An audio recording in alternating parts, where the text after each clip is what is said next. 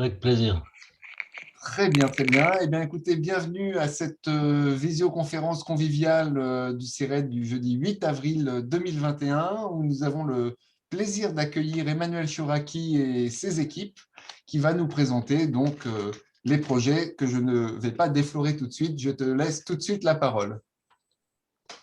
D'accord, alors merci beaucoup d'abord à Florent de me donner la parole. C'est la première fois que je fais une présentation, donc vous m'excuserez, mais il y a le track, il y a tout ce que vous voulez. C'est la première fois que je fais mon coming out sur ce projet. Et je suis content que ce soit avec Florent parce qu'en fait, Florent, on s'est rencontrés au fondateur du CIRET, qui est Bassarab Nicolescu, qui a cheminé pendant longtemps avec mon père aussi sur ces sujets-là, et où j'ai trouvé des scientifiques qui n'ont pas exclu de leur champ de recherche le phénomène de la spiritualité. Ce qui est chose rare pour des scientifiques. Et ce qui est indispensable pour la spiritualité, c'est de s'appuyer sur des scientifiques. Parce que sinon, la spiritualité est considérée comme une espèce de dégénérescence de l'humain du mainstream, comme on dit. Donc, pour dire en deux mots, d'abord, je voulais remercier les gens qui m'accompagnent depuis longtemps qui sont là, dont je vais vous donner les noms par ordre d'apparition. Et en deux mots, moi, j'ai commencé à comprendre un peu ce qui se passe après le décès de mon père, en faisant un film sur sa vie. Ce film m'a donné envie de lire ce qu'il a écrit, et ça fait une dizaine d'années que je potasse tous ses écrits. Et dans ces écrits, il y a aussi des références vers d'autres spiritualités, des ponts qu'il a tissés entre les différentes spiritualités. Et j'utilise exprès le mot spiritualité par religion parce que je pense que la religion est une déviance de la spiritualité. Et à partir de là, j'ai commencé à me poser des questions sur l'humanité et j'ai conçu ce projet. D'une part, je me suis aperçu du vide. Comment? Quelqu'un parle? Continue, il y a des micros qui sont ouverts, c'est pas grave. Ah, d'accord. D'une part, dans un pays laïque comme la France, qui a banni complètement le fait religieux, la sphère laïque n'y comprend rien. Euh, D'autre part, y compris l'éducation nationale, tous ceux qui sont supposés enseigner, ne serait-ce que comme un manuel d'histoire, l'histoire des religions ou des spiritualités, c'est un vide abyssal. Avec mon film, je me suis promené pendant pas mal de temps à faire des conférences, débats auprès surtout de... C'est comme ça que j'ai rencontré Vincent Pilet dans des rencontres interreligieuses. Et là aussi, je me suis aperçu du vide abyssal qu'il y a sur la connaissance de l'autre, c'est-à-dire les Juifs ont du mal à se connaître eux-mêmes, ils ont encore plus de mal à connaître les chrétiens, les musulmans, ne parlons pas des spiritualités asiatiques ni africaines. Donc il y a vraiment un vide très, très, très, très embêtant sur la connaissance minimale de ce qu'est un juif, un bouddhiste, un shinto, peu importe, toutes les religions. C'est comme ça que petit à petit, je me suis dit plutôt que, au départ, mon projet était une série documentaire pour laquelle j'ai cherché des fonds. J'ai pas du tout réussi parce que il faut pas toucher aux spiritualités. On reçoit pas un centime, sauf quelques gens qui sont validés par la bien-pensance à en parler. Sinon, ils ont tous peur d'en parler. L'éducation nationale a peur, tout le monde a peur de parler de tout ça. Or, je me suis aperçu que j'ai un trésor entre les mains, c'est les apports qu'a amené mon père sur ces sujets-là. Et je pense qu'il est indispensable de partir de textes nouveaux, d'une nouvelle compréhension des textes qu'on trouve notamment chez mon père. Alors, je suis dans une mauvaise position comme fils de d'essayer de vendre cette camelote, et je suis beaucoup trop ignare pour le faire seul. Donc, j'ai réuni une équipe. Je me suis dit qu'il vaut mieux que l'Afrique soit racontée par des Africains, les spiritualités chinoises par des spirituels chinois, l'islam par des musulmans, plutôt que ce soit moi qui réunis tout ça autour d'un livre qui sera lu probablement par 100 personnes et ça sera passé aux oubliettes. Donc l'idée aussi de fixer cette espèce d'initiation spirituelle pour le plus grand nombre à travers une université en ligne euh, qui sera, qui sera, qui sera, euh, qui sera permanente et qui sera alimentée par tous les participants, me semble fondamental. Et l'aspect dans lequel je voudrais axer tout ça, c'est toutes les histoires de Dieu, des dieux, de toutes ces histoires-là, c'est sympa, mais ce n'est pas le problème à mon sens. Le problème, et on le voit aujourd'hui, la science nous parle de l'état catastrophique dans lequel nous sommes tous sur ce bateau qui est en train de couler, qui s'appelle la Terre. Le problème majeur, c'est l'humain. Euh, les, les, la catastrophe nommée Homo sapiens sapiens, c'est ce qu'il a fait sur cette planète depuis sa création jusqu'à aujourd'hui. En quelques centaines de milliers d'années, il a presque tout détruit. Donc l'accès, c'est sur quel est le... On parle de souffle de Dieu. Dans toutes les spiritualités, il s'agit de souffle. Et alors, dans tous les textes sacrés, il y a le souffle de Dieu d'un côté, ou des dieux, ou chacun l'appelle comme il veut, d'un créateur, et il y a l'esprit humain qui vient le modifier, à mon avis, pour des raisons de domination, de pouvoir, d'ego, de tout ce que c'est le cœur même de ces textes, c'est l'éthique qu'on demande à l'humain euh, pour préserver cette planète et pour se préserver lui-même. Et ça rejoint aujourd'hui tout à fait la mouvance de la sphère écologique, sociale et solidaire, qui, à mon avis, est déjà récupérée par les structures sociales de dominance, j'aimerais dire, en faisant référence à Henri Laborie, je ne sais pas si vous connaissez, qui était un biologiste qui analysait le système nerveux, le cerveau, justement avec les sciences cognitives et tout ça. Et donc, l'idée, c'est expliquer tout ça, mais à partir du plus jeune âge. Et pour prendre un peu d'altitude par rapport au, à l'ego de l'humain, j'ai pensé qu'il faut commencer ce cours à partir de la création, c'est-à-dire le Big Bang, parce que toutes les spiritualités parlent de trois thèmes principaux.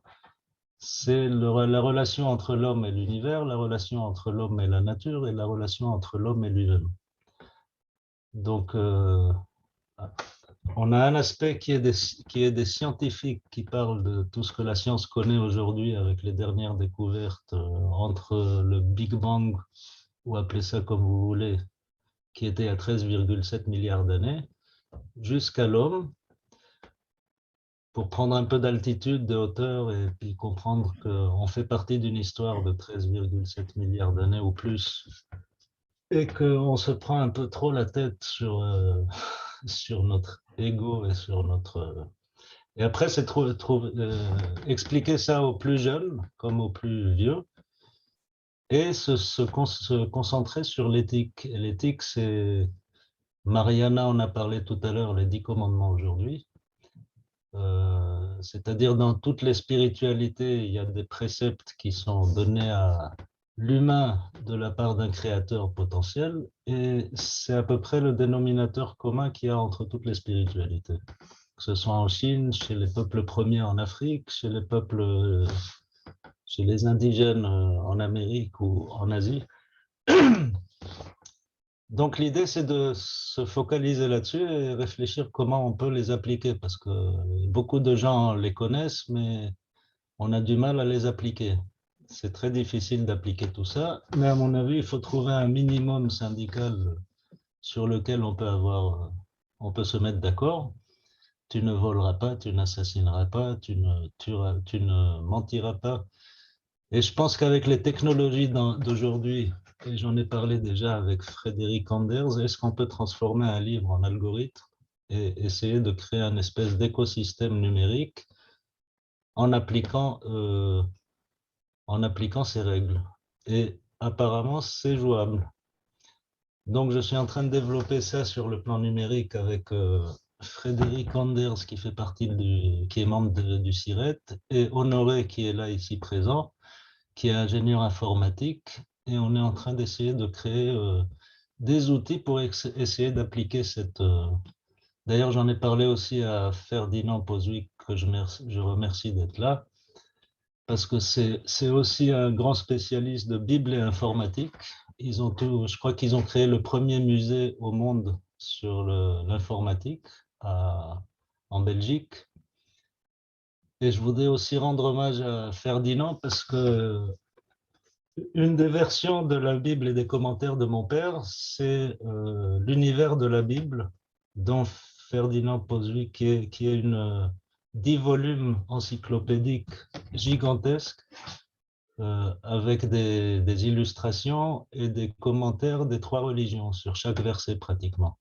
L'Ancien Testament et le Nouveau Testament, et on trouve les liens entre les uns et les autres. Et toute cette recherche, il s'agit de chercher les liens, pas amplifier ce qui sépare, mais ce qui unit. Donc ça, c'est le chantier de Sources Vives. Et puis le chantier de l'aspect économique de la chose, c'est qu'un des problèmes majeurs, à mon avis, c'est l'écart des richesses. Ça, il suffit de lire les rapports d'Oxfam sur le 1% ou 1 pour 1000, ou peu importe, qui détiennent toutes les richesses de la planète. La pauvreté crée de la frustration, de la colère et peut mener à de la violence, malgré le fait que certains ne pensent pas que c'est lié. Moi, je pense que c'est lié. J'ai une expérience d'entrepreneur qui a beaucoup de mal à trouver les financements pour ses projets. Donc, fort de mon expérience d'entrepreneur, où je vois exactement quels sont les problèmes d'un entrepreneur pour arriver à sa fin, pour entreprendre, que ce soit dans la musique, dans le cinéma ou dans la littérature ou peu importe quoi, je me suis dit qu'il y a moyen de créer quelque chose d'autre que les GAFA ou Amazon, ou qui bénéficient uniquement ceux qui sont propriétaires des tuyaux. Donc l'idée, c'est aussi, selon Laborie, si l'humain, son seul but, c'est de préserver sa structure, ou n'importe quel vivant, de quoi a besoin un humain pour préserver sa structure, qu'elle soit personnelle, familiale, ou sa structure commerciale ou associative, ou peu importe. Donc voilà le projet. Et pour étayer le propos, et pour avancer un peu, on a créé une association dont le président est Vincent Pilet, ici présent, qui vous expliquera un peu le but de cette association, qui est d'accompagner ce projet, mais aussi par la suite avec le modèle économique qu'on va déterminer avec tous les participants, c'est-à-dire le dénominateur commun d'un modèle économique prôné par la Bible, par les écrits de Krishna, par les hindous. Quel est le minimum que ces textes-là préconisent pour le commun des mortels? Et à partir de là, on pourra créer des algorithmes et un environnement plus résilient pour tous, en pensant surtout à ce qu'on appelle le bas de la pyramide, les plus déshérités, les plus démunis, pour essayer de les sortir de là où ils sont. Donc, je vais donner, voilà pour mon introduction. J'espère que j'étais pas trop long.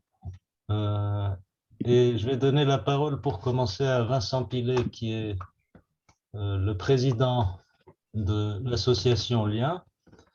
Et il interviendra plus tard parce qu'il est aussi le coordinateur du projet avec le bouddhisme, parce que Vincent est bouddhiste. Ensuite, je vais donner la parole au cheikh Bruno Abdelhak Guiderdoni, qui est ici présent et que je remercie infiniment, shukran ya cheikh, d'être là parmi nous. Il a deux casquettes, il est astrophysicien. Il va nous expliquer peut-être l'importance de prendre un peu de recul et de commencer ce cours ou cette université depuis la création, le Big Bang, jusqu'à la Terre. Ça donne un peu d'altitude et ça nous rappelle qu'on est pratiquement rien. Si on calcule l'histoire de l'humanité entière sur une échelle de 13 milliards d'années et on prend 5 ou 10% de marge de manœuvre, on n'existe pas dans l'histoire de l'univers. Donc, moi, c'est ce qui m'a rendu très humble quand j'ai commencé à partir dans les sphères de l'astrophysique et de la physique quantique avec mes faibles connaissances. Ça m'a créé un détachement où je me suis dit que les, les, les préoccupations de l'humain sont vraiment ridicules dans ce qu'on voit dans les médias et tout ça. Oui, Florent. Merci Emmanuel. Je reprends la main juste 2 secondes. J'ai mis dans le chat le lien vers le film que tu as dédicacé à ton papa. Donc, il est accessible sur YouTube. Et j'ai remis la présentation Source Vive avec notamment tes intervenants et tous les liens que tu as mis de façon actualisée. Et puisqu'on va commencer avec Vincent le tour de parole de tes invités et parties prenantes, comme l'heure avance, si on veut garder un petit peu de temps pour des interactions à la fin, peut-être je demanderai à partir de maintenant chacun d'essayer d'être assez succinct et synthétique, peut-être 2-4 minutes maximum de tour de parole pour chacun des intervenants qui vont s'enchaîner maintenant, de façon à ce qu'on puisse faire des focus ensuite. Vincent, voilà ton ordre de mission si tu y arrives. Ok, voilà, c'est un défi. Merci Florent. Bonjour à toutes et à tous. Je suis à vrai dire un peu ému d'être ici avec vous, et avec la Sirette, en fait, parce que je vais vous aller vite au cœur du sujet, mais je ne peux pas ne pas vous dire que il y a longtemps, j'ai rencontré Michel Cassé. Il y a bien longtemps, et je dois dire que j'ai été très sensible à la thématique de la transdisciplinarité. J'ai ici des cassettes, vous voyez, les vieilles cassettes du colloque de Tsukuba. J'ai lu, j'ai le bouquin de la mutation du futur, peut-être pour ceux qui connaissent, et bon, je me sens extrêmement proche et réceptif, je suis très sensible à la thématique de la transdisciplinarité. Et je me souviens vraiment bien que Michel Cassé, dans son laboratoire d'astrophysique à Paris, boulevard Arago, je ne sais plus trop quelle année, mais dans les années 85 ou quelque chose comme ça, me disait, je l'entends encore me dire, je rêve de réunions de travail pour le bien de notre société qui puissent réunir des scientifiques, des astrophysiciens en particulier, mais d'autres disciplines, des philosophes, des spirituels et religieux et des artistes. Ça m'avait beaucoup frappé, on avait beaucoup échangé à ce sujet, et je trouve que c'est, bon, voilà, la Sirette, me semble-t-il, travaille sur cet axe-là. Bref, j'aurais beaucoup à échanger avec vous, mais je vais donc à l'essentiel pour dire que, alors, c'est Emmanuel qui m'a entraîné dans cette aventure. Je suis président de cette petite association qui s'appelle Lien au pluriel. Ça me va très bien parce que c'est quelque chose qui me fait vivre, cette notion du relié, du lien. C'est pas seulement pour avoir lu Edgar Morin autant que possible, mais voilà, me voilà président de cette association qui a cette vocation de soutenir le projet. Alors, le projet d'université numérique de la paix, ça, c'est quand même extraordinaire. Les contenus, les possibilités de nourrir cette université numérique sont très nombreuses grâce à la fois les compétences et la technologie. Et puis, dans cette idée surtout de mettre en pratique l'éthique avec un grand E, dont qu'évoquait Emmanuel, centré sur, on va dire en résumé, les trois mots-clés de la paix, la culture, les cultures et l'éducation avec un grand E. Là, on est vraiment dans ce qu'il y a, à mon avis, de plus important pour changer la trajectoire de notre commune humanité pour le meilleur. Donc l'idée, comme il le dit Emmanuel dans son propos à un moment, construire un écosystème bienveillant par les échanges et par la co-construction, donc à la fois donc finalement mettre au service de notre société sous une forme ou sous une autre ou sous des formes ces principes essentiels de bienveillance, de courage, d'intégrité, d'humanisme finalement en un seul mot. Tout à l'heure, Emmanuel a dit je suis bouddhiste, ben oui, personne n'est parfait, ou en tout cas, j'essaye de l'être, à vrai dire. Cela fait certes plus de 40 ans que je chemine sur cet enseignement et ce sont mes racines. Et plongeant le plus profondément possible dans la spiritualité bouddhique, je suis très heureux de sentir de plus en plus et depuis des années les racines d'autres spiritualités pour ne pas en dire plus. Voilà. Et donc, j'ai la chance d'avoir des amis dans des horizons très différents, très différents, de continents différents, de religions différentes. Bref, je ressens notre humanité commune sur cette belle planète. Voilà, donc je ne sais pas, je n'ai pas eu le temps de tellement me préparer puisque je travaille énormément et que malheureusement, je n'ai pas eu le temps de préparer pour ce soir. Mais je suis très, très heureux d'être avec vous. J'ai pu apprécier entendre Florent l'autre fois. Et bref, je ne dirais qu'un mot bravo à vous toutes et tous. Et donc, j'en dirai un petit mot après. Merci beaucoup, Vincent. Je voulais donner la parole à Bruno Abdelhak Derdoni, en tant qu'astrophysicien cette fois-ci. Après, il interviendra en tant que grand cheikh musulman, connaissant très bien les problématiques du Coran dans un monde d'une violence inouïe avec l'islamophobie, l'islam aussi, l'islam ça, qu'il faut dépasser un moment. Merci à toi, Abdelhak. Merci, Emmanuel. Bonsoir à toutes et à tous. Oui, Emmanuel m'a contacté il y a quelques années parce qu'il pensait que son projet devait être accompagné, précédé d'une description de l'univers tel que la science l'accomplit aujourd'hui. Et j'ai adhéré totalement à ce projet. Je pense qu'on a besoin de se situer dans l'espace et dans le temps.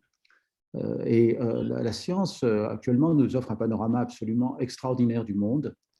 En particulier, l'astrophysique décrit un univers observable avec 100 milliards de galaxies, 10 000 milliards d'étoiles, sans doute autant de planètes.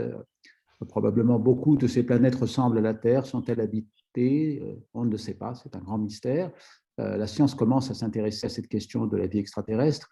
Et tout ça, en tant que croyants, nous aide à nous rendre compte de la grandeur et de la sagesse du Créateur à partir de ses œuvres. C'est ce thème-là, un thème qui a été l'occasion de débat tout au long de l'histoire récente de l'humanité.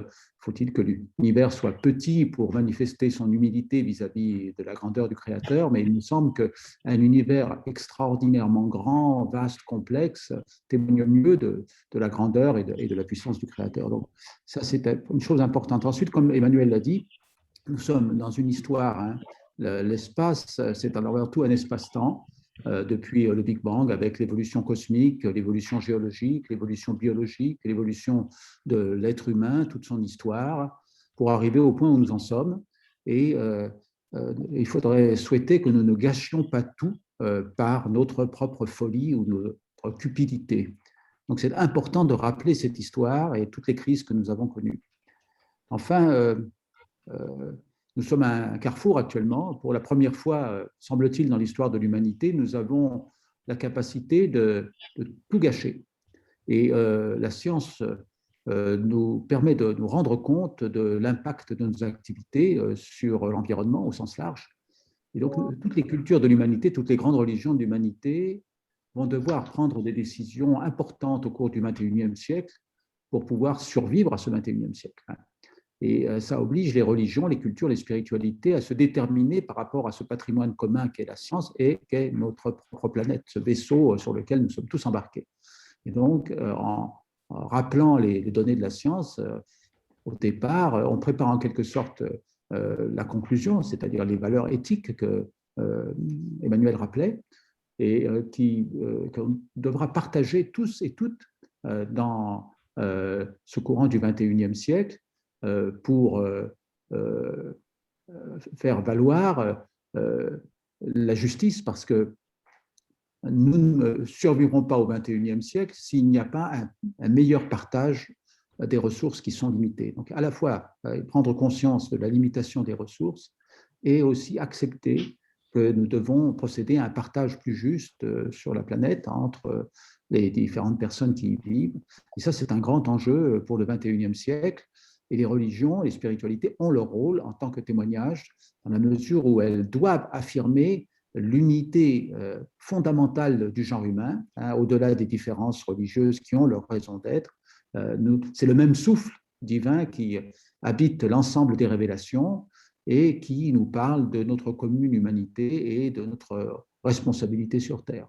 Voilà, donc la science devient en quelque sorte la servante de la spiritualité. On disait que la philosophie était la servante de la théologie, mais là c'est la science qui vient servir le projet des universités de la paix pour donner des éléments factuels et pour qu'on arrive à se rendre compte tous ensemble de l'urgence de la situation et de la nécessité de prendre des décisions qui ne seront pas faciles, mais qu'on doit prendre tous en commun sur cette terre et dans un esprit d'amour et de partage.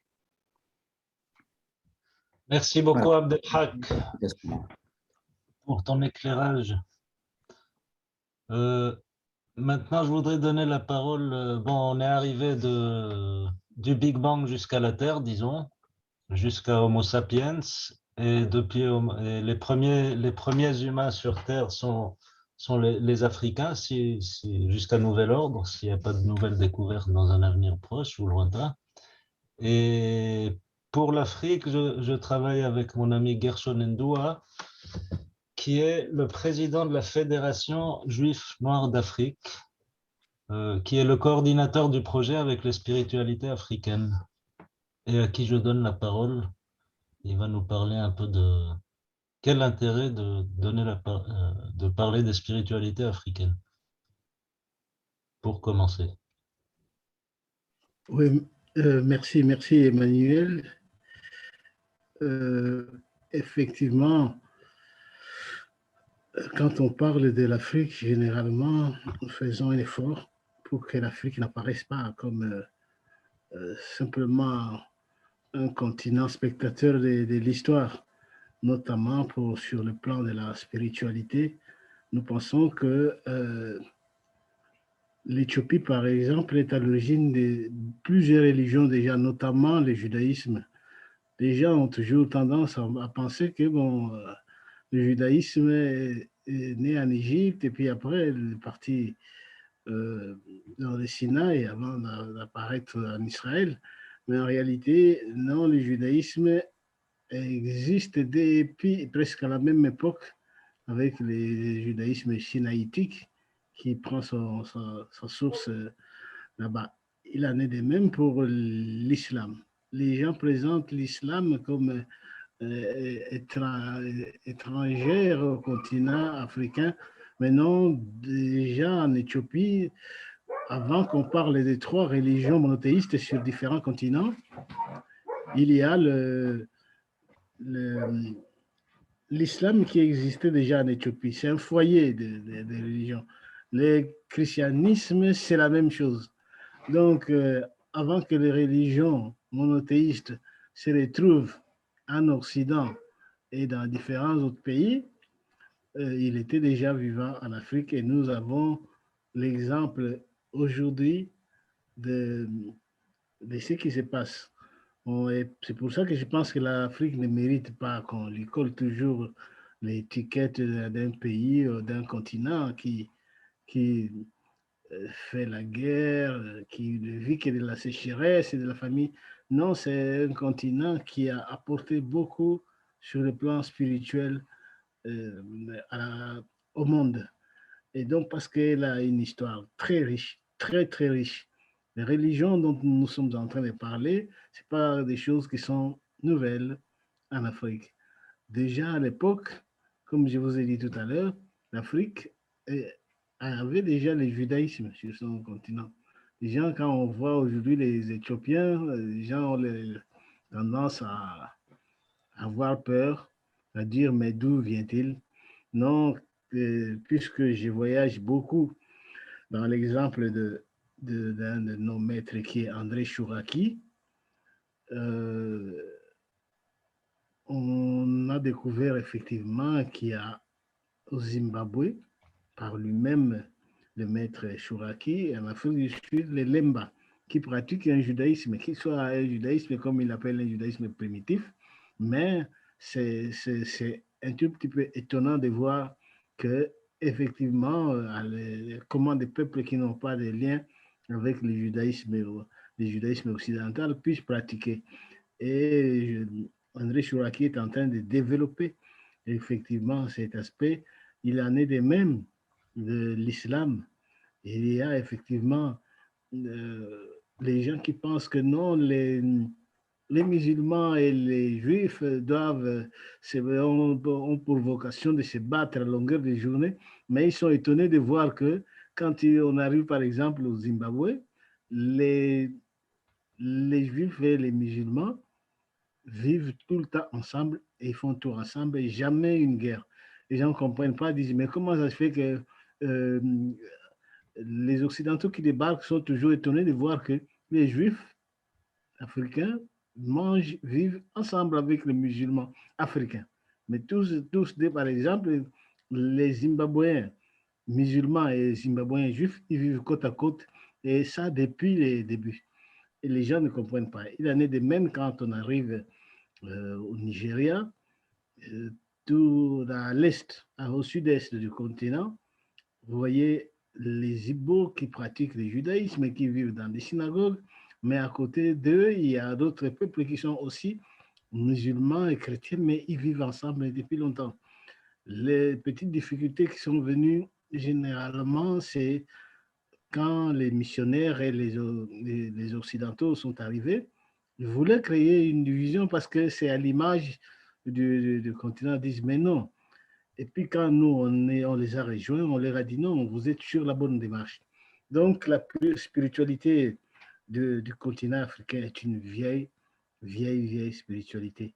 Elle n'est pas, moi je dis toujours que c'est l'Occident qui doit puiser dans le passé de l'Afrique que le contraire.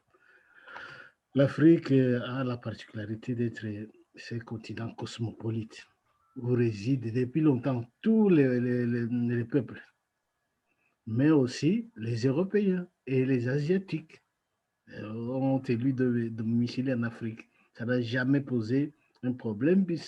C'est pour ça que nous appelons l'Afrique berceau de l'humanité. Et là, ces légendes, surtout sur le plan biblique, quand vous allez sur la côte Est, il y a beaucoup de légendes.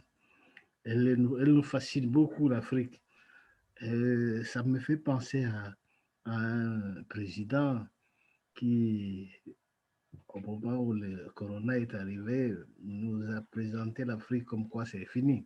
C'est mort, c'est mort. Et c'est un paradoxe avec la vie des enfants qu'on nous montrait dans la rue sans chaussures, sans rien, mais en train de vivre comme ça. Et c'était un paradoxe. Et quand l'Occident nous disait que bon, et c'est fini, l'Afrique va être exterminée par le corona, mais il y a une force spirituelle qui a fait que dans sa diversité, elle a tenu. C'est bien qu'on leur a demandé de respecter les lois de cette maladie comme partout ailleurs.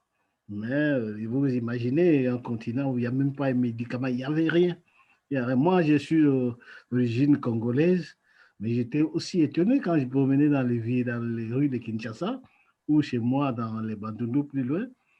Ben, on avait l'impression que si vraiment le corona était arrivé là-bas, alors qu'ils avaient toutes les conditions de l'obtenir, mais ils ne l'ont pas eu. on se demande ces miracles-là. Donc, j'ai dit que cette spiritualité de notre continent, c'est une spiritualité qu'on doit pas à tout prix assimiler à une religion quelconque. C'est ça qui crée des problèmes entre non, la spiritualité et la convivialité, parce que plusieurs de ces ethnies qui sont isolées, avec une vie traditionnelle, quand on leur apporte une religion, quelques temps après, il y a des conflits. Et moi, j'ai toujours pensé qu'il faut les laisser dans cette vie traditionnelle, qu'elle pénétrer avec des religions forcées. Ils ont d'autres religions, mais ils vivent en harmonie entre eux. Donc, si on peut continuer à les observer comme ils sont, sans toutefois leur imposer une religion qui est assimilée à une civilisation, ça apporterait quelque chose de plus positif parmi le peuple. Merci, Emmanuel. Merci, Gershon. Pour continuer notre histoire, malheureusement, je ne vois pas Cyril Aslanov qui devait être là, qui n'est pas encore là. Donc, et Edmond Lille vient de m'annoncer qu'il ne peut pas y participer non plus. Donc, je vais passer directement à Ferdinand Pozwick, si tu peux dire deux mots, parce que Cyril Aslanov était supposé nous parler de l'apport des traductions et commentaires de mon père par rapport à tout ce qui existe. Pourquoi ça vaut le coup de partir à partir de ces textes-là plutôt que de faire nos cours à partir des textes classiques qu'on connaît. Comme tu as travaillé avec lui depuis des lustres, tu connais mieux que quiconque l'intérêt de cette œuvre. Mais oui, alors je veux bien dire quelques mots. Donc, c'était toujours avec émotion que je parle d'André Chouraki, parce que c'est vrai qu'on a travaillé intensément ensemble. On a fait des passes d'armes, très amusantes d'ailleurs, en créant l'univers de la Bible. André Chouraki nous reprochait toujours aux chrétiens de mettre la croix devant le visage de tout le monde, alors que le spécifique du chrétien, c'est la résurrection et pas la mort sur la croix. Et donc, on a eu des petites conversations de ce genre-là, et il m'a lancé dans un projet qui, je crois, rejoint tout à fait à la base ce qu'Emmanuel cherche, qui est les Fils d'Abraham. Donc, c'est une collection que j'ai lancée, qui est actuellement gérée par la Cato de Lille, le professeur Christian Canuyer, et donc dans lequel il y a déjà 35 ou 36 volumes qui sont la manière dont chaque entité des 135 religions fils d'Abraham que nous avons recensées, la manière dont chacun de ces groupes vit et ce qu'il peut donner de positif comme message à propos de sa manière de vivre sa spiritualité. Je pense que déjà, rien que l'idée d'une collection systématique qui donne pour le tiers du texte des textes originaux de la communauté dont on parle, c'est une manière de partager. Alors, moi, j'irais peut-être au-delà de ce projet de conférence internationale sur les spiritualités au XXIe siècle qui devrait se tenir donc en janvier 2023. Au-delà de ça, et dans la ligne des projets, puisque je suis aussi informaticien et j'observe ça de très près, je pense que une des choses qu'il faudrait pouvoir construire, mais de manière très, très sérieuse, et je vois qu'on commence à y réfléchir, c'est qu'il faudrait un Wikipédia spécialisé des spiritualités. Parce que Wikipédia, est dans sa structure même, elle est indépendante des GAFAM. Et je pense que c'est une des idées d'Emmanuel, c'est qu'il faut se rendre indépendant des groupes de puissance.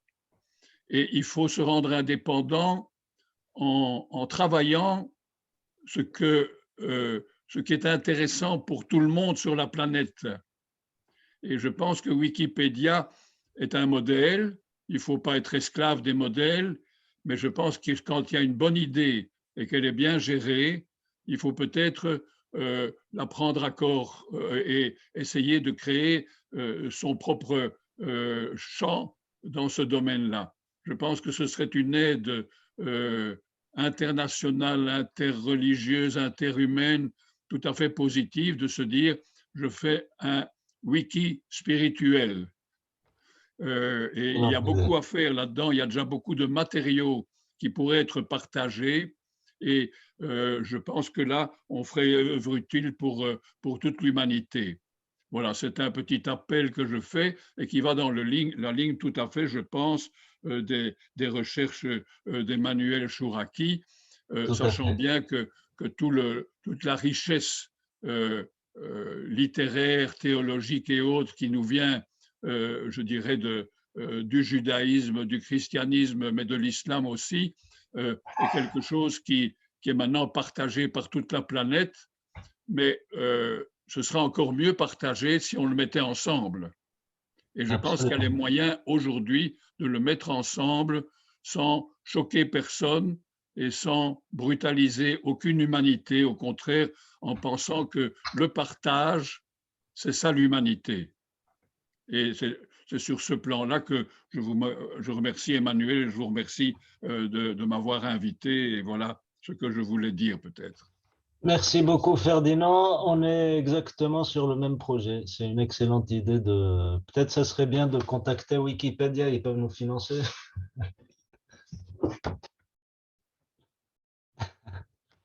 Bon, merci beaucoup Ferdinand. Je vais passer la parole à Abdelhak qui va parler du lien entre judaïsme, christianisme et Coran à travers l'œuvre de mon père. Quel est l'avantage par rapport au texte traditionnel, traduction traditionnelle? Merci Emmanuel. C'est un vaste sujet. Le Coran a été très mal traduit pendant très longtemps. Et on peut dire que les premières traductions du Coran qui respectent l'esprit du Coran sont arrivées au moment de la parution de la traduction d'André Chouraki, 1990, je crois, quelque chose comme ça. Et cette traduction montre que c'est le même souffle spirituel qui anime la Bible, le Nouveau Testament et le Coran comme trois moments de révélation d'une unique religion, finalement. Et ça, c'est une affirmation extrêmement forte et ça apparaît à travers toute l'analyse linguistique qu'André Chouraki a faite en allant chercher la signification étymologique des mots, les racines sémitiques, pour montrer la grande parenté qui existe finalement entre le texte coranique et le texte biblique, voire évangélique, non pas dans l'esprit de défendre je ne sais quelle théorie des emprunts, parce que c'est aussi quelque chose qu'on a vu au cours des dernières décennies, l'idée que finalement l'islam était une sorte de plagiat des religions antérieures, mais dans l'esprit plutôt d'en faire un rappel, ce que le Coran dit d'ailleurs de lui-même. Le Coran est un rappel de vérités immuables qui sont déjà présentes dans la Bible, renouvelées dans la révélation donnée à Jésus et finalement renouvelée une dernière fois avec le prophète Mohammed. Tout ça dans une vision de la révélation qui dépasse infiniment ces trois moments-là, puisque traditionnellement l'islam recense de nombreux prophètes et envoyés de Dieu, connus ou inconnus. Donc en fait, il n'y a qu'une seule religion et les prophètes sont des interprètes de cette unique religion, de cet unique message divin dans les langues des peuples auxquels ils s'adressent. Alors, dans sa traduction, Chouraki, finalement, endosse cette vision de l'unité fondamentale des religions et il la traduit avec ces mots. Et ce document-là, ce texte de traduction est peu connu malheureusement dans le monde musulman, mais je pense que c'est une des très grandes traductions du Coran qui a vocation à être mieux connue dans les années à venir et à servir beaucoup pour que les Européens, ceux qui ne sont pas familiers avec les langues sémitiques, ni avec l'hébreu, ni avec l'arabe, puissent sentir le goût des langues sémitiques et le souffle du désert. Alors ça me semble très important. Juste un exemple, petit exemple anecdotique, hein, quand on traduit le Coran, on se demande toujours si on doit traduire certains mots. Par exemple, doit-on traduire Allah, hein, est-ce qu'on doit traduire Allah par Dieu? Quand on traduit, évidemment, on mutile, on perd la racine sémitique. Quand on ne traduit pas, on laisse penser que Allah pourrait être un Dieu différent du Dieu des Juifs ou du Dieu des chrétiens. Ce que d'ailleurs beaucoup de gens disent. Il y a des Juifs et des chrétiens qui disent Allah n'est pas notre Dieu. Et il y a même des musulmans qui disent Allah c'est notre Dieu, mais le Dieu des autres, ce n'est pas notre Dieu. Et ça, c'est évidemment absolument contraire au message coranique. Hein, notre Dieu et votre Dieu, c'est le même, hein, bien sûr. Et ce qui est extraordinaire, c'est qu'André Chouraki retourne un peu l'argument en disant c'est vous, finalement, qui avez traduit dans les langues occidentales en utilisant des mots qui sont des mots d'origine païenne. Hein. Le mot Dieu, c'est un mot d'origine païenne. C'est Deus, hein, c'est Théos dans les religions latines et grecques. Et donc, vous devriez garder ce mot magnifique de El ou de Elohim, qui est le souffle du désert dont vous êtes les héritiers. Et donc, il retourne complètement l'argument et il ne traduit pas Allah dans le texte coranique, mais pour de bonnes raisons, lui, parce qu'il est intimement persuadé que Allah est le même que elle, quoi, Elohim. Voilà. Et alors, il y a beaucoup d'exemples, évidemment, je ne veux pas être trop long, mais ce texte est en quelque sorte une pierre d'attente. Je pense que dans une étude du dialogue interreligieux fondé sur les textes, comme le projet qui nous intéresse actuellement, ce message de Chouraki est absolument fondamental. Voilà. Alors, donc, modestement, à ma petite place, j'espère qu'on pourra mieux le faire connaître dans le monde musulman et aider à une meilleure connaissance du Coran, ce qui n'est pas facile parce que ceux qui ont essayé de lire le Coran en traduction se rendent compte que c'est un texte qui est difficile à cerner, hein, parce qu'il y a ce désordre apparent du texte et derrière lequel il faut arriver à lire l'ordre. Voilà, donc encore merci à André Chouraki. Moi, je l'ai rencontré au début des années 90. J'avais eu l'occasion d'échanger longuement avec lui dans le cadre d'interviews que j'ai fait à l'époque pour la télévision française. Et ça a été vraiment un moment de grand partage intellectuel et spirituel. Et donc, voilà, je suis content, après d'avoir rencontré Emmanuel et de poursuivre ces échanges et d'avoir ces beaux projets, parce que c'est urgent. Hein. Il y a une méconnaissance du religieux qui est absolument terrifiante, à la fois dans le monde sécularisé, laïque, mais aussi dans les communautés religieuses. On connaît plus ou moins bien sa religion, plutôt mal que bien, mais on ne connaît absolument pas celle des autres. Donc il faut avoir une perspective interreligieuse et elle ne pourra être viable que si on met l'accent sur l'essentiel, hein, ce fameux, voilà, l'unité de Dieu, le souffle du désert, le souffle de la prophétie qui nous anime, et c'est vraiment le message que André Chouraki voulait porter dans ses écrits. Donc, et l'éthique. Merci beaucoup, Abdelhak. Ce qui est important aussi, c'est les commentaires sur la problématique de Dieu. Le Dieu du Sinaï qui a donné les lois à Moïse, celui dont se revendique Abraham, c'est IHVH. C'est imprononçable, c'est un nom imprononçable pour que personne ne puisse se l'approprier. Il a été modifié et ce IHVH est accompagné de deux mots, Adonai, Elohim. Adonai, c'est un pluriel qui veut dire en hébreu « mes maîtres » et Elohim, c'est un pluriel qui veut dire « les dieux ». Donc, quand on sait que les Hébreux, qui sont la source du judaïsme, sont une tribu égyptienne, mésopotamienne qui descend en Égypte, ils sont nourris, aussi bien Joseph jusqu'à Moïse, sont nourris de la culture égyptienne et des spiritualités égyptiennes qui est animiste, qui ont des panthéons de dieux. Donc, il faut aller chercher la source du judaïsme là-dedans. Et je crois qu'une des premières erreurs, c'est l'idée d'un monothéisme. C'est ça la première folie, d'avoir pensé qu'il y a un Dieu. Si c'est un Dieu, ce Dieu est pluriel. S'il y a un Dieu unique, pour moi, je le vois comme une armée. C'est un singulier, mais cette armée, elle a beaucoup de branches. L'armée de terre, l'armée de l'air. Donc, c'est un petit exemple parmi beaucoup d'autres qui serait temps de modifier. le problème, c'est, comme j'ai dit au début, les structures sociales de dominance. Moi, j'ai essayé de parler de ça avec les rabbins du consistoire juif ou les clergés des diocèses, des machins. Ils sont inamovibles, ceux-là. Ils sont piégés dans leur propre système où on n'a pas le droit trop de bouger si on veut survivre.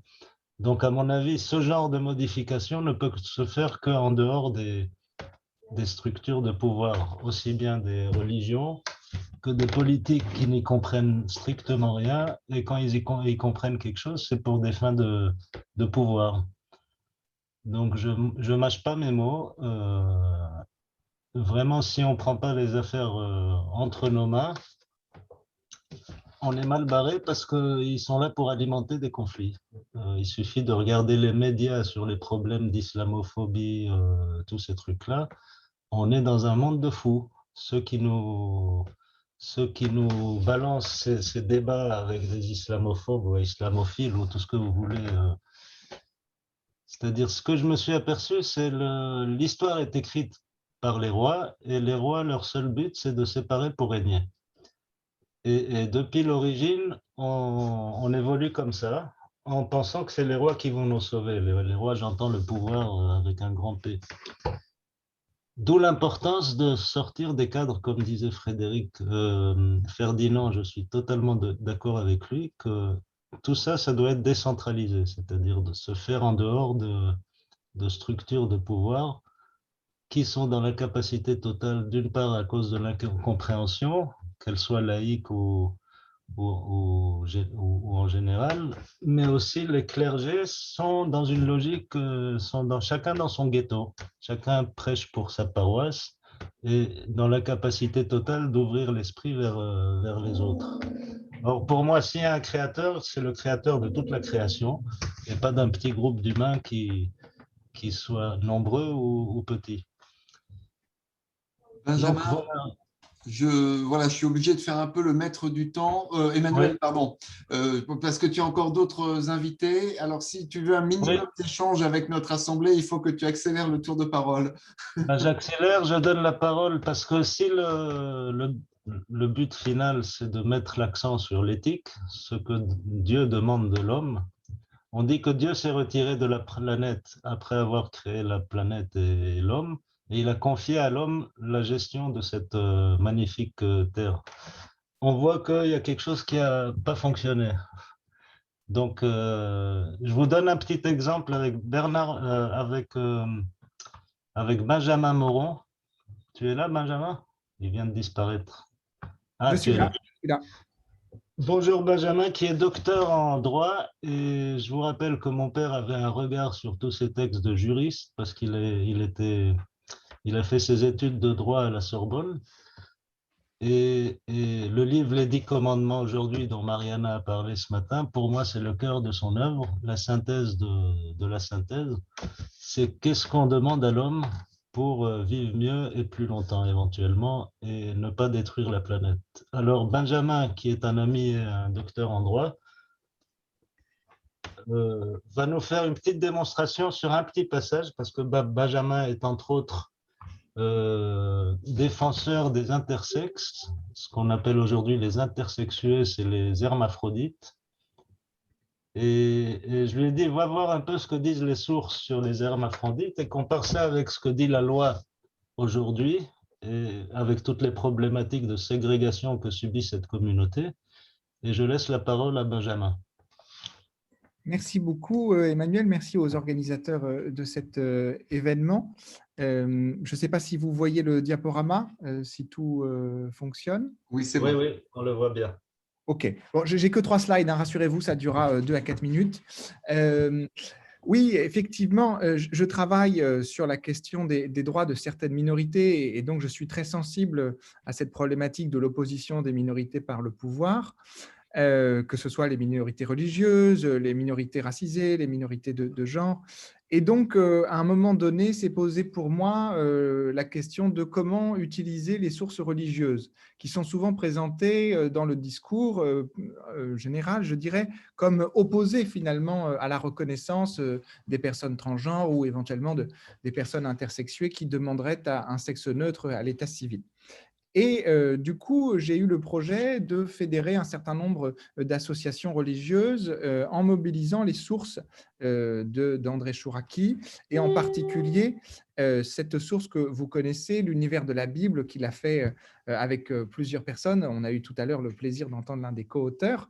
Et dans ce travail magnifique, l'ensemble des religions sont mises un peu en collaboration, en regard les unes des autres.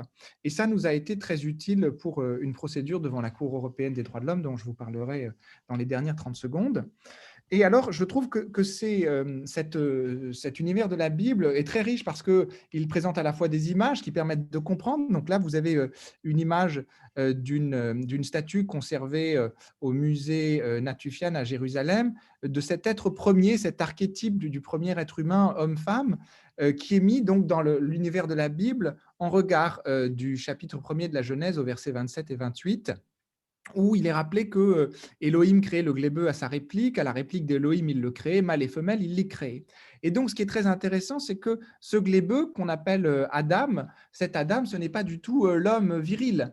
Cet Adam, c'est le glébeux, l'être premier, qui n'a pas, à proprement parler, de sexe ou de genre. Il est à l'image du Dieu et donc il est unique. Et ça, c'est quelque chose d'important parce que ces récits mythiques, ils partent souvent d'une réalité, c'est-à-dire que réellement, les premiers peuples avaient constaté qu'il y avait des personnes qui ne pouvaient pas être rattachées aux deux sexes, qui étaient les deux à la fois. Et donc, sur cette base, ils ont construit ces récits fondateurs de l'être Adam premier. Et donc, on voit que par une lecture un peu fine de ces textes, en comprenant le mythe comme aussi une histoire qui est construite sur une réalité, on voit que finalement, les personnes intersexuées, qu'on appelait naguère hermaphrodites, elles sont reconnues dans le premier chapitre de la Genèse. Et ça, c'est important pour notre société qui aujourd'hui se demande que faire de ces êtres. Est-ce qu'il faut continuer à les mutiler à la naissance, comme c'est le cas aujourd'hui dans nos pays occidentaux, pour les faire rentrer de force dans les deux sexes que notre société reconnaît, ou est-ce qu'il faut permettre au contraire de renouer avec cette unité semblable au divin? Donc là, voilà, une première illustration de comment est-ce qu'un texte religieux peut être utilisé pour reconnaître les personnes intersexuées. Et puis un deuxième concerne non plus les personnes hermaphrodites, mais davantage transgenres. La reconnaissance de cette personne, elle repose sur l'idée qu'il faut distinguer les caractéristiques sexuées, biologiques, du genre social. Et là encore, la version de la Bible traduite par André Chouraki nous aide beaucoup à percevoir l'importance de distinguer le sexe du genre, alors que malheureusement, beaucoup d'autres traductions perdent cela de vue. Et là encore, on a vraiment besoin d'André Chouraki pour comprendre l'étymologie, l'histoire des mots. Tout comme tout à l'heure, Adam, on comprend que ce n'est pas l'homme viril, que c'est l'être premier, le glébeux. Tout comme eh bien, ici, dans le deuxième chapitre, on comprend qu'il n'existe d'hommes et de femmes, d'ish et d'isha, qu'à partir du moment où Dieu décide de les nommer tels quels. Et il les nomme tels quels indépendamment de leurs caractéristiques sexuées, parce que dans le chapitre 1er, lorsqu'on parle du mâle et de la femelle, on utilise les termes zakar et unekeba. Mais en revanche, quand il s'agit du genre, c'est le même mot qui est utilisé, ish, qui est ensuite décliné différemment au masculin et au féminin. Et donc, on voit de manière très intéressante une distinction très claire dans la comparaison de Genèse 1 et de Genèse 2, eh bien, les linéaments d'une distinction entre le sexe et le genre. Et c'est cette distinction qui rend possible la reconnaissance des personnes transgenres, qui justement demandent le droit d'être traitées différemment de leur sexe, qui demandent à ce que leur sexe d'origine n'ait pas forcément une conséquence sur leur genre auquel elles appartiendront.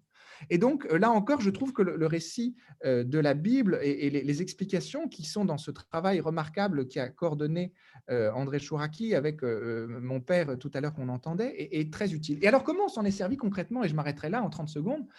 J'ai eu l'occasion de travailler dans une affaire pour la reconnaissance des droits de personnes intersexuées. Donc, il y a 2 affaires actuellement, 2 procès contre la France devant la Cour européenne des droits de l'homme.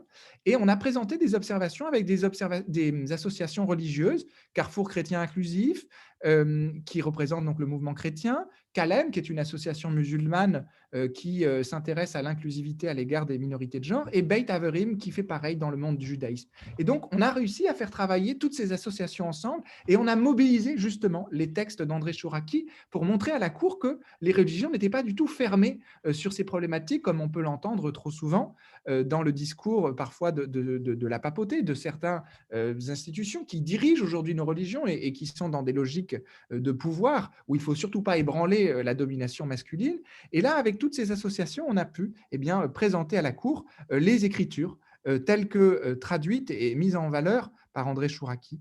Et donc, je pense que voilà, ce travail qu'on a mené sur la question des personnes transgenres et intersexuées, il peut être mené sur beaucoup d'autres questions par un retour aux écritures, mais on a besoin pour ça qu'elles soient accessibles. On a besoin pour ça qu'elles soient mises en dialogue les unes avec les autres. Et donc, je crois que pour cela, le projet que soutient André Chouraki est absolument nécessaire. Si je n'avais pas été le voisin d'André Chouraki, si je n'avais pas pu prendre le premier volume de l'univers de la Bible, eh bien, on n'aurait pas pu présenter cette tierce observation à la Cour européenne des droits de l'homme et contribuer au progrès de la reconnaissance de ces personnes. Je me tais. Merci beaucoup pour votre attention. Merci beaucoup, Benjamin. C'était très éclairant et je peux vous ajouter qu'on peut utiliser ces textes et cette approche sur tous les secteurs d'activité de l'humain, pour l'humanité entière. C'est pas seulement pour le chrétien ou le. Là, il s'agit vraiment de l'humain. Qu'est-ce qu'on demande de l'humain par rapport à lui-même et par rapport aux autres, y compris la nature. Voilà, si à 2 secondes, on parle 2 secondes des spiritualités asiatiques avec Vincent Pilet, notre représentant, sinon c'est pas obligé parce qu'on fait le même travail avec toutes les spiritualités en gros. Alors, comme Vincent a déjà parlé tout à l'heure, peut-être, et qu'on est presque au bout, alors évidemment, tous les amis ici présents qui doivent partir, certains ont déjà dû et s'excusent, s'absenter, vous n'hésitez pas, ce sera mis en ligne comme c'est enregistré, donc ne soyez pas frustrés, vous aurez la fin de l'échange. Ce que je proposerai, ce sera de déborder un petit peu. On peut se prendre 10 minutes de plus parce que tout ce qui a dit est absolument passionnant avec ce début depuis le Big Bang jusqu'à la plus brûlante actualité contemporaine.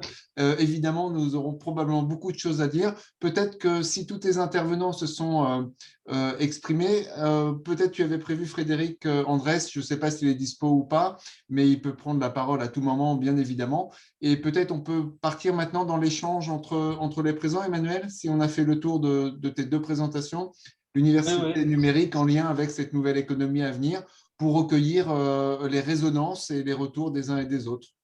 Avec plaisir, sauf si Frédéric a quelque chose à dire, ou Honoré qui est aussi de la partie en tant qu'ingénieur informatique. Et là, on rentrerait un peu plus dans le dur, ce qu'on appelle le dur.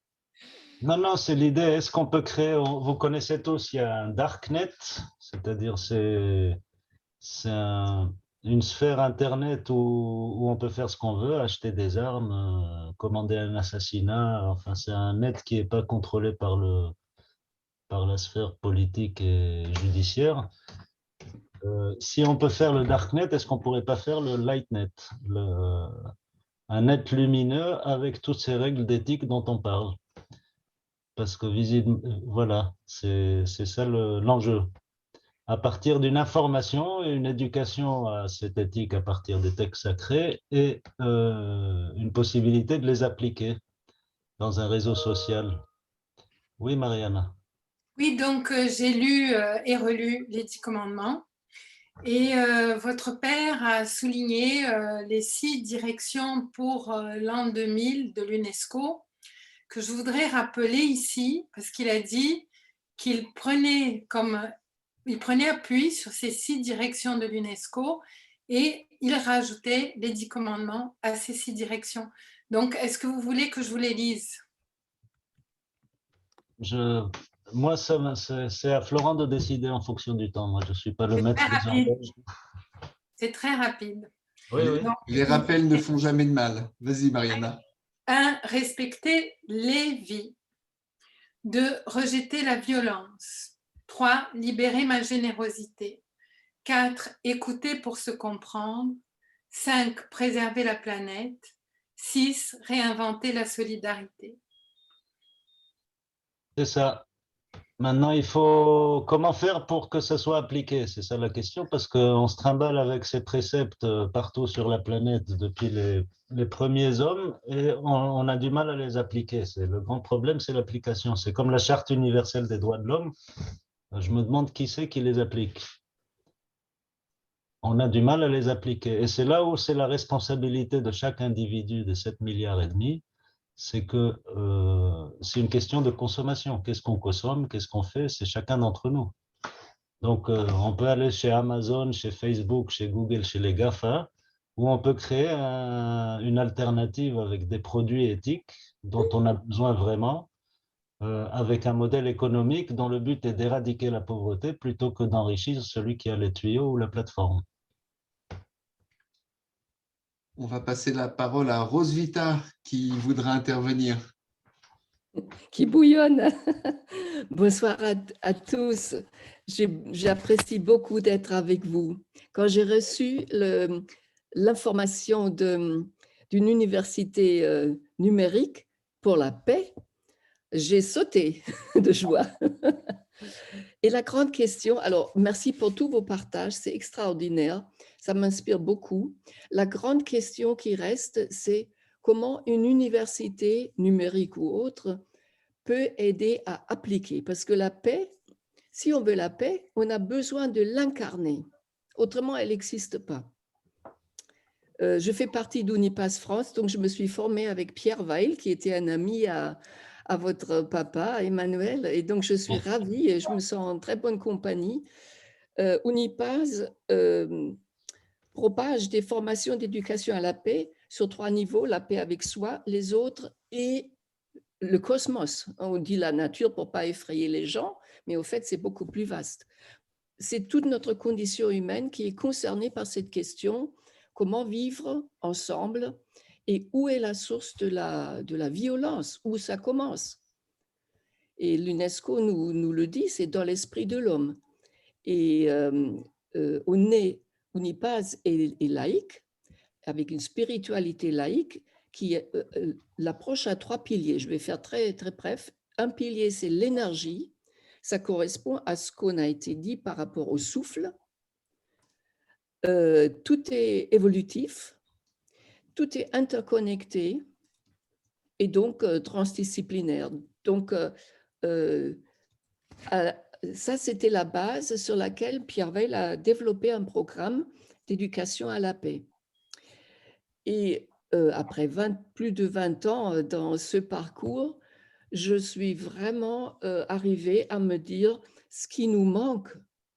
Ce n'est pas les textes, c'est bien, mais nous avons déjà beaucoup. C'est comment le vivre au niveau du corps, au niveau de nos pensées. Et là, les neurosciences nous livrent des pistes extraordinaires. Comment un enfant, un bébé qui vient au monde, créer le monde intérieur qui correspond au monde extérieur. Et donc, vraiment, on est devant les faits de se demander comment l'incarner dans le corps, dans les pensées, dans les émotions, dans notre façon d'être, dans notre monde intérieur avec lequel je regarde le monde extérieur et que je regarde les autres. Ça, c'est vraiment le plus grand défi.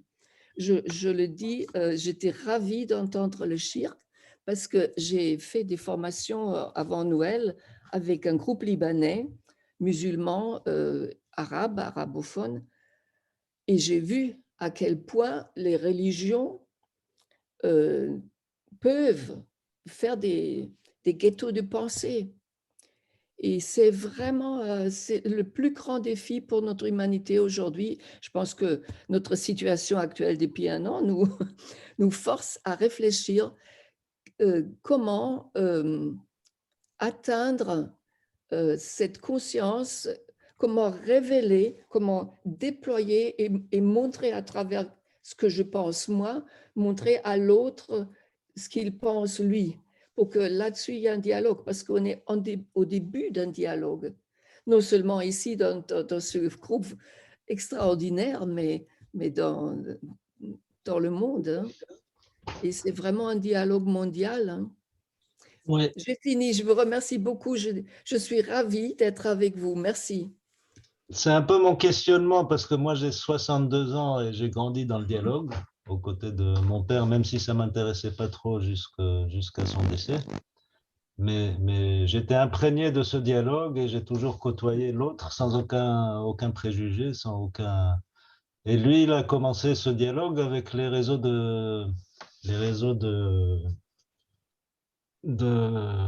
comment ça s'appelle? Pendant la guerre mondiale de résistance entre chrétiens et... Donc, ça fait depuis la guerre mondiale, la dernière, qu'on a du dialogue. Sauf que j'ai l'impression, quand je vais dans des réunions de dialogue, que ça stagne. Ça veut dire les mêmes questions et les mêmes réponses que j'entends depuis 60 ans, quoi. Donc là aussi, c'est la question, comment on donne un coup de pied dans cette fourmilière. Et j'aime beaucoup l'idée de Benjamin qui m'a parlé plutôt que de transspiritualité, d'interspiritualité. La différence, c'est qu'on peut dialoguer les trucs, mais le problème, c'est comment on travaille ensemble, tous, chacun avec sa spécialité et ses affinités, sur un but commun. Et le but commun, c'est ce que vous venez de dire. Donc voilà, l'idée c'est vraiment de réunir toutes les forces à travailler ensemble pour ce but-là. C'est un peu comme Oppenheimer, on lui a donné 1 an pour créer la bombe atomique, il a amené les meilleurs cerveaux et ils ont réussi. Là, Justement, Benjamin voulait répondre ou être en résonance avec Roswitha. Benjamin. Oui, effectivement, je crois que la question de l'effectivité est centrale. Moi, à mon petit niveau, je constate que le droit, dans une certaine mesure, la société, elle change par 2 leviers.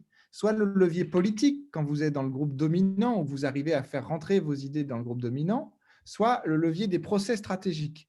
Et dans le cadre des procès stratégiques, on a besoin d'une expertise de texte. Et c'est là où vraiment les religions et les sources religieuses ont leur place. Jusqu'à présent, elles n'ont que peu investi. Les 2 affaires là dont j'ai parlé, ce sont les premières où des associations religieuses interviennent devant la Cour et présentent des sources religieuses. On avait très peur quand on a présenté ces affaires que la Cour nous dise non, ça ne nous intéresse pas. Et ils nous ont dit oui. Ils nous ont dit oui pour leur présenter des sources religieuses. Il me semble que tous les contentieux stratégiques, qu'il s'agisse de l'environnement, on pourrait réfléchir justement grâce à ces sites internet que propose de créer Emmanuel, grâce à cette mise en relation des gens d'horizons très différents, parce que c'est aussi une force, l'interdisciplinarité, de faire travailler ensemble toutes ces disciplines, réussir aussi à être force de proposition et force, si vous voulez, de contre-expertise pour ensemble peser sur les décisions des cours qui pourraient être amenées à se prononcer. Donc ça contribuerait à asseoir la paix ou un discours de paix dans les juridictions. Voilà, à mon petit niveau, un des instruments que je vois, si vous voulez, pour que ces textes ne restent pas juste en ligne, mais qu'on arrive à les amener jusqu'au cœur d'un des contre-pouvoirs de notre société. Merci. Claude. Je rétablis l'audio. Oui, tout à l'heure, je n'avais pas trop prévu de prendre la parole, donc je n'ai pas réfléchi à tout ça. Et puis en vous écoutant, concrètement, comment faire avancer les choses. On a parlé publication tout à l'heure, mais au-delà de la publication, derrière cette publication, il y a tout un réseau informel de chercheurs de tous horizons, enfin de multiples horizons disciplinaires qui sont impliqués. Et il y a eu je voulais témoigner de l'expérience absolument fabuleuse que ça a été de pouvoir venir ensemble, chacun à partir de nos horizons. Tout à l'heure, vous parliez de ce vœu qui avait été émis de faire se rencontrer des spécialistes d'art, des spécialistes il y avait des historiens, il y avait des géographes, il y avait des théologiens, il y avait des littéraires, il y avait des artistes et des théoriciens d'art. Enfin, vraiment, il y avait un psychologue, il y avait un psychothérapeute aussi. Enfin, il y avait vraiment tous ces domaines sont venus ensemble en 2017 et avant ça en 2011 à Nice, pour parler de spiritualité et poser la question de savoir en quoi est-ce que le spirituel ouvrait un horizon de compréhension éventuellement commun. Et on a eu vraiment une rencontre. Alors en 2011, ce qui est ressorti, c'était vraiment l'expérientiel. Et là, en 2017, ce qui est ressorti, c'était une tentative pour penser l'au-delà du duel, enfin, du dualisme. Et je sens qu'il y a une possibilité scientifique absolument extraordinaire à partir du moment où chacun, dans sa spécialité très pointue, interroge le spirituel et sa fonction, son apport éventuel, et que tout ça s'est ramené dans un creuset. Ça donne une énergie, vous parliez d'énergie, scientifique, intellectuelle absolument extraordinaire et un potentiel fabuleux, je crois, à apporter à nos étudiants. Je suis maître de conférence, j'ai oublié de le dire, je suis maître de conférence à l'Université de Rennes 2, et parce que moi, ce qui me sidère, ça fait quand même 30 ans que j'enseigne, c'est le no man's land total, dans mon domaine qui est les études anglophones, le no man's land total qui existe s'agissant de ces questions du spirituel, au point que des personnes, des collègues qui sont hyper diplômés et très pointus sur toutes sortes de questions, mélangent dans leur discours allègrement religieux, spirituel, mystique, tout ça en fait une grande tambouille et on ne sait pas de quoi on parle et surtout on en parle toujours de la même manière, c'est-à-dire sur le versant de l'ironie, de la subversion, de la remise en question, de bon voilà. Le conflit.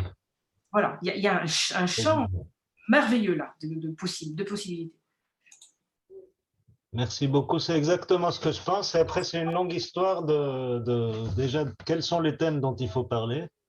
Et pour ça, on travaille avec des psychologues, par exemple, l'association Bientraitance. Et il faut reformater les cerveaux, surtout des jeunes. C'est une histoire de longue haleine, de plusieurs générations. Ça ne va pas se faire du jour au lendemain. Mais il faut commencer maintenant comme une coopérative.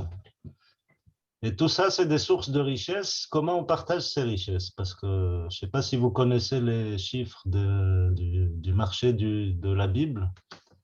La société biblique, on vend des centaines, voire des milliards de Bibles. Si on réunit le Coran, les évangiles, l'Ancien Testament, je ne pense pas qu'il y en a beaucoup, mais les écrits de Lao Tzu, Confucius, les écrits de Krishna, c'est une source de richesse. C'est pour ça, moi, je ne pense pas que je peux avoir de la matière première, pétrole ou autres produits de la terre, mais par contre, la source de l'humanité, c'est ces textes sacrés qui sont, à mon sens, totalement méconnus et incompris jusqu'à ce jour. Donc, c'est des textes vierges et c'est une source de richesse. Donc, l'idée, c'est, à travers cette richesse, comment on crée de la richesse et comment on la partage. D'où l'idée d'une coopérative avec tous les intervenants. Et aussi, comment on partage le travail entre des individus, des universitaires, des autodidactes, des associations à but non lucratif, des sociétés commerciales. Et tout ça, c'est de ça que je parle en disant qu'il faut créer un nouveau modèle économique qui prend en considération tout ça. Dans le but de maintenir la structure. On a besoin de maintenir la structure de la Terre, donc de chacun de ces individus. Et aujourd'hui, c'est une question d'argent. La sélection naturelle aujourd'hui est devenue l'argent. Et pour l'éducation, il y a Florent Pasquier qui va adapter tout ça en école, collège, lycée. N'est-ce pas? Ça tombe bien, je ne savais pas quoi faire les 10 ans à venir. Bien, bien, bien. Ben, écoutez, on approche tranquillement de la fin de notre réunion. Si peut-être parmi nous, certains qui n'ont pas encore parlé, qui ne se sont pas encore exprimés, qui voudraient peut-être partager une idée, une résonance, un complément, un avis. Véronique Franco. Chère Véronique, qui a publié un magnifique livre. On ne t'entend pas, Véronique. Il faut que tu mettes le micro.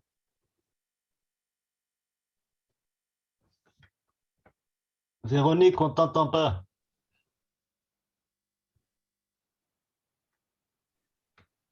Oui, je disais que ce n'est pas seulement à propos du livre Ensemble vers la paix auquel a participé Emmanuel Chouraki, dont je voulais parler. Donc, dans ce livre, c'est vrai que j'ai interviewé sur la question de la violence, la question de la paix, 23 personnes de traditions différentes, donc juives, bouddhistes, chrétiennes, musulmanes et même non-croyantes. Et j'ai été vraiment très interpellée par la convergence des propos et en même temps l'extrême diversité, la richesse de la diversité de chaque intervenant. Ça fait 40 ans à peu près que je suis tombée dans la marmite de l'interreligieux. Donc, j'ai croisé plusieurs fois André Chouraqui avant de retrouver Emmanuel il y a quelques années. Et je fais partie aussi, c'est surtout de ça dont je voulais parler, d'un groupe à Cannes qui s'appelle le Vivre Ensemble à Cannes, où depuis une dizaine d'années, nous nous retrouvons à travers à la fois des religieux et à la fois des laïcs. Nous nous retrouvons d'abord pour développer, notamment avec le Cheikh Bentounès, mais avec d'autres personnalités, nous retrouver pour déjà, entre nous, développer une culture de la rencontre, une culture de l'amitié. Et nous avons des groupes mosaïques où justement, avant de pouvoir parler, de sortir de notre ignorance et de pouvoir travailler la question de la connaissance, il y a ce lien interpersonnel, ce lien de face à face, de rencontre avec l'autre, cette culture de la rencontre qui me paraît extrêmement important. Pour dépasser justement, je suis psychologue et psychothérapeute, je sais quels sont tous les a priori qu'on peut avoir, toutes les menaces que peut représenter parfois l'autre différent. Et je pense que cette culture de la rencontre est essentielle pour déjà développer l'amitié entre nous. Ensuite, on travaille sur des textes communs, des thèmes communs, et on s'aperçoit que c'est très extraordinaire comme fertilisation croisée, c'est-à-dire que l'autre me révèle à moi-même. L'autre me permet, si je suis un musulman, d'être un meilleur musulman, une chrétienne, une meilleure chrétienne, un non-croyant, un meilleur humaniste, etc., etc. Donc, je pense qu'il y a à la fois la culture de la rencontre, la sortie de l'ignorance, la connaissance et l'éducation, parce que je pense que Françoise Dolto disait « Changez une génération de mères et vous changerez le monde entier ». Et je pense que la question de l'éducation des enfants, tout petits, à la complémentarité et non pas à la compétition, est quelque chose d'extrêmement important aussi si on veut effectivement changer le monde. Voilà, j'aurais encore beaucoup d'autres choses à vous dire, mais je crois que le temps presse et je m'arrête là. Merci Véronique, vous avez déjà fait un adepte de plus qui voudra vous rejoindre dans vos rencontres. Emmanuel, tu seras la plaque tournante, hein, comme tu connais tout le monde ici ou avec moi associé, tous les uns et les autres qui souhaiteraient poursuivre ensuite les dialogues en direct avec telle ou telle personne, vous n'hésiterez pas à nous en faire la demande à Emmanuel et à moi-même. Allez, on prend une dernière intervention avant que tu closes. Je dirais bien un petit mot. Allez-y, Romain-Philippe. Alors, une petite note positive. Donc, je travaille sur la plasticité de la cognition. On travaille sur la localisation des différentes aires cérébrales qui produisent telle ou telle activité. J'ai beaucoup travaillé avec Didier Lecoud. On travaille aussi auprès de chamans ou de personnes qui utilisent leurs capacités cognitives de différentes façons.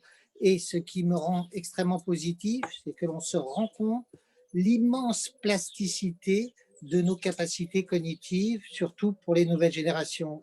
Emmanuel évoquait qu'il faudrait plusieurs générations. Eh bien, côté positif, c'est non. Et comme vous venez de le dire, il suffirait d'une génération qui appréhende des informations de qualité pour repenser le monde. Nous n'avons pas une structure innée. Et c'est notre faiblesse, mais c'est aussi notre force.